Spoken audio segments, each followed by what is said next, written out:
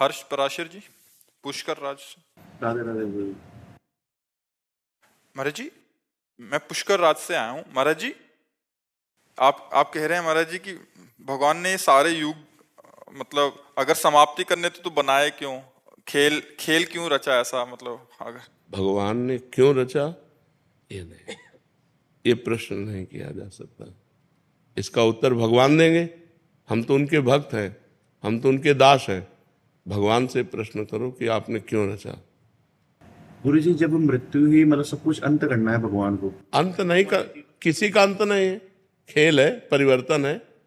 आप बताओ अंत क्या है? जैसे सभी लोग बोलते हैं कि अपना कलयुग का अंत हो जाएगा, सृष्टि का विनाश हो जाएगा, सब कुछ हो जाएगा। हमारी बात सुनो, 3 लीलाएं हैं भगवान की, वो हर क्षण होती रहती है। ये सेकंड है, इस सेकंड में लाखों लोग पैदा हो गए, लाखों लोग मर गए, लाखों लोग आनंदित हैं, लाखों लोग दुखी हैं।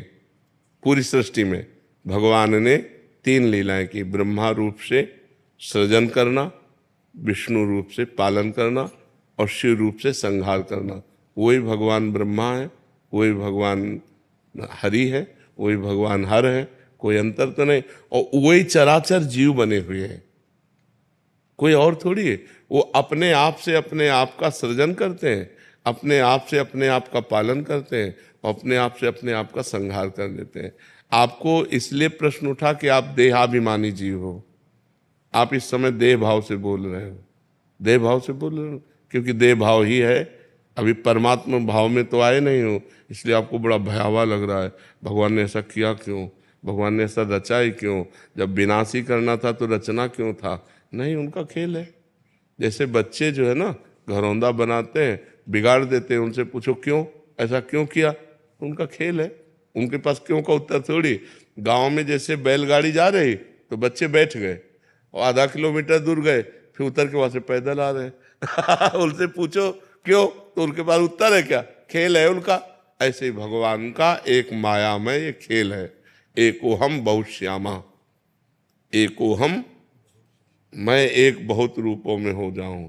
तो वही भगवान बहुत रूपों में होकर अपने आप से अपने आप का पालन करते हैं, अपने आप से अपने आप का संहार करते हैं। कोई दूसरा हो तो उनको दर्द की बात आवे, वो अपने आप में खेल रहे हैं। आग भी वही है, मृत्यु भी है, सब कुछ हरण करने वालों में मृत्यु मैं हूं। तो कोई दूसरा हो तब हो ना, अपने आप से अपने आप को खेल। जादूगर अपने आप को काटता है, अपने आप को दुनिया का दिखाता है नाना प्रकार के, उसको कोई ना आश्चर्य होता, ना कोई दुख होता, ना कोई सुख होता है। ऐसे ही भगवान को ना कोई आश्चर्य, ना कोई दुख है, ना सुख। अनंत ब्रह्मांड एक संकल्प में अपने आप में रच दिए, आप ही बन गए, आप ही पालन कर रहे हैं अपना और आप ही अपना विनाश कर रहे हैं। तो उसमें परेशानी क्या है? परेशानी हमारी है जो हम आपको भूल गए हैं। आप कौन है? तो आप शरीर को लेकर के बोलेंगे मैं अमुक हूं, मेरा नाम यह है, वो नहीं है। तो इस ढांचे का परिचय दे रहे हैं आप अपना परिचय बताइए, तो आप अपने को जान पाए कि आप कौन है। जब अपने को जान पाओगे तो आप ही हैं उत्तर देने वाले, आप ही फंस गए हैं।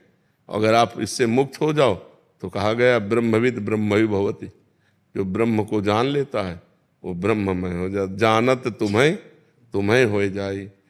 क्यों तुम्हें हो जाए? क्योंकि वही है ही है, एको हम बहुत श्यामा, वही परमात्मा है। फिर कोई प्रश्न है। और विनाश किसी का नहीं होता, रूप परिवर्तन होता है। जैसे शरीर जला दिया गया तो अग्नि तत्व में, वायु तत्व वायु तत्व में, जल तत्व जल में, पृथ्वी पृथ्वी तत्व, आकाश आकाश तत्व में। जीवात्मा अविनाशी है, वो अपने कर्मानुसार मन को लेकर दूसरे शरीर में चला गया। मृत्यु किसकी? किसी की नहीं।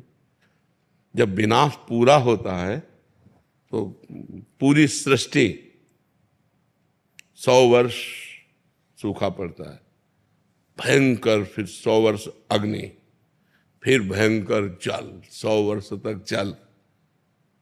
फिर इसके बाद जब प्रबल ताप बढ़ी, कोई सृष्टि में नहीं रहेगा, तो जल तत्व वायु तत्व में, वायु तत्व अग्नि तत्व में, आकाश तत्व में, ऐसे क्रम से होते हुए आकाश तत्व महातत्व में, महातत्व अहंकार में, ऐसे मूल प्रकृति तक पहुंचकर मूल प्रकृति ब्रह्म में कुछ नहीं नष्ट हुआ, सब अपने अपने स्वरूप में आते हुए चले गए। फिर जब सृष्टि हुई तो ब्रह्म, ब्रह्म से मूल प्रकृति से त्रिगुणात्मिका प्रकृति, त्रिगुणात्मिका प्रकृति से महातत्व, महातत्व से अहंकार, अहंकार से पूरी सृष्टि। वही फैल गया, वही समिट जाता है। समिट जाना विनाश है, फैल जाना सृष्टि है, और जितने दिन फैल के खेलते हैं वही जीवन है। इसीलिए तो जब ज्ञान हो जाता है तो पूरी सृष्टि से राग खत्म हो जाता है। कुछ नहीं, कोई 10-20 नहीं है, यहाँ एक ही है, एक ही परमात्मा का सारा खेल चल रहा है। वही आप भी हैं, लेकिन आप अपने को जान पा रहे हैं। मैं परमात्मा कैसे हो सकता हूं? तो आप देह भाव से बोल रहे हैं। स्वरूप में आइए, स्वरूप कौन है? स्वरूप कौन है? तो स्वरूप का ज्ञान है नहीं, तो इसीलिए देह भाव के होने के कारण जन्म मरण, दुख सुख, लाभ हानि, मान अपमान, जय पराजय ये भोगना पड़ रहा है। बड़ा कठिन है। इसीलिए भजन करो और मुक्त हो जाओ। साधन धाम मोक्ष कर द्वारा, मोक्ष को प्राप्त कर लो तो ये जीवन सार्थक हो जाएगा। नहीं तो फिर ये चलता रहेगा, पुनरपि जननम पुनरपि मरणम पुनरपि जननी जठरे शयनम। भगवान ने किसी को नहीं रचा, अपने आप से अपने आप को रचा, दूसरा कोई नहीं है। आप देखो ये क्या है? पंचभूतों से बना हुआ शरीर है ना। पंचभूत कौन है? ये परमात्मा स्वरूप है, परिवर्तनशील है। और एक परमात्मा स्वरूप भगवान की दो प्रकृति है, एक परा एक अपरा। जो शरीर है ये भगवान की एक प्रकृति है, जो स्वरूप है वो आप है। वही जो आप में स्वरूप, वही आप में, वही आप में, वही आप में, वही एक ही है। जैसे करणों के कारण देखने में बिजली कई प्रकार की दिखाई देती है। एक बिजली लाइट दे रही, एक बिजली हवा दे रही, एक बिजली ठंडा कर रही, एक बिजली हीटर में निकल रही। लेकिन क्या बिजली कई प्रकार की है क्या? कि ये बिजली गर्म करेगी, ये बिजली ठंडा करेगी, ये बिजली हवा फेंकेगी, ये बिजली रोटी बनाएगी। बिजली तो कई प्रकार की नहीं है, यंत्र कई प्रकार के हैं, करण कई प्रकार के हैं, उनमें वो पावर वैसे जाकर प्रभावित हो जाता है। ऐसे एक बिजली है। अगर संपूर्ण ब्रह्मांड में पूछी जाए तो बिजली एक है ना? और उसके करण कितने हैं? करोड़ों हो सकते हैं, करोड़ों करण है, करोड़ों प्रकार से उसका प्रयोग हो रहा है।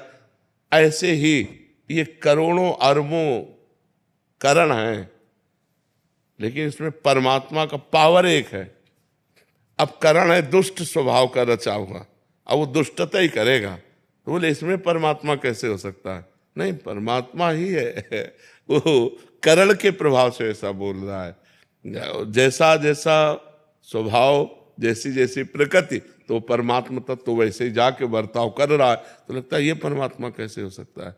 ये परमात्मा कैसे हो सकता है? नहीं, परमात्मा ही है अंदर से। वो अपने को नहीं जान रहा है और वो उसका स्वभाव है। वो कर्म के अनुसार ऐसी स्थिति को प्राप्त होकर ऐसा बर्ताव कर रहा है। जैसे इसमें भी बिजली है और ये भी बिजली से चल रहा है। बिजली कितनी लघु हो सकती है और बिजली कितनी महान हो सकती है। बड़े बड़े मशीनें चल रही फैक्ट्रियों में, नहीं चल रहे, बड़े बड़े कार्य उससे हो रहे। तो एक छोटा सा पंखा भी उसी से चल रहा है, छोटा सा माइक भी चल रहा है। तो एक चींटी से लेकर ब्रह्मा तक सब उसी परमात्मा से संचालित है। वही परमात्मा है, दूसरा नहीं उसमें। और हम लोग द्वैत में ही फंसे हुए, दूसरा है, ये सब दूसरे हैं। हमारा परिवार, हमारा घर, मैं, शरीर, इसी अज्ञान की निवृत्ति के लिए अध्यात्म है। जब अध्यात्म, तो एक स्वप्न चल रहा है।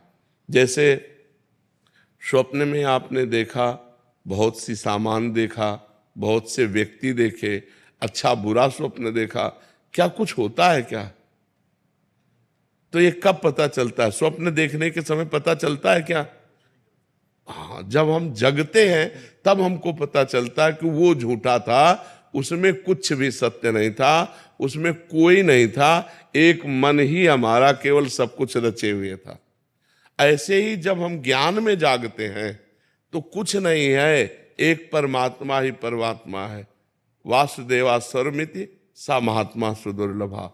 बहूनाम जन्मनावन्ते ज्ञानवान माम प्रपद्यते वासुदेवा सर्वमित सा महात्मा सुदुर्लभा। बहुत जन्मों की साधना के बाद जब ये ज्ञान प्राप्त होता है कि एकमात्र भगवान वासुदेव ही विराजमान है, दूसरा कोई नहीं, सब वासुदेव, सर्वम खलमिदम ब्रह्म, सब ब्रह्म। अब कहाँ परेशानी? वो अपने आप में अपना सृजन कर रहा है, पालन कर रहा है, विनाश कर रहा है, ये स्वप्न है। उमा कहूं मैं अनुभव अपना, सत हरि भजन जगत सब। तो सपने में हम सब कुछ देख रहे हैं। एक जागृत अवस्था जो हम मान रहे हैं ये मोह की है। स्वप्न में अपने को सोया हुआ मानते हैं क्या? उसमें जागते हुए तो होते हैं, लेकिन क्या जागते हैं क्या?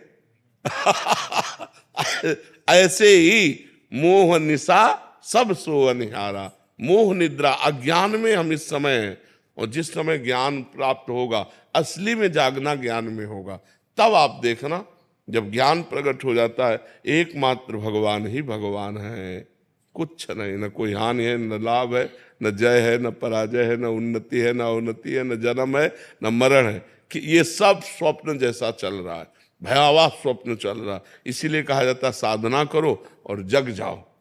जग गए तो जे ही जाने जग जाए हेराई, जागे जथा स्वप्न भ्रम जाए। जिस परमात्म तत्व को जानने के बाद ये संसार संसार नहीं रहता, ये परमात्म स्वरूप हो जाता है, सब भय भ्रम खत्म हो जाता है। समझ पा रहे बच्चा?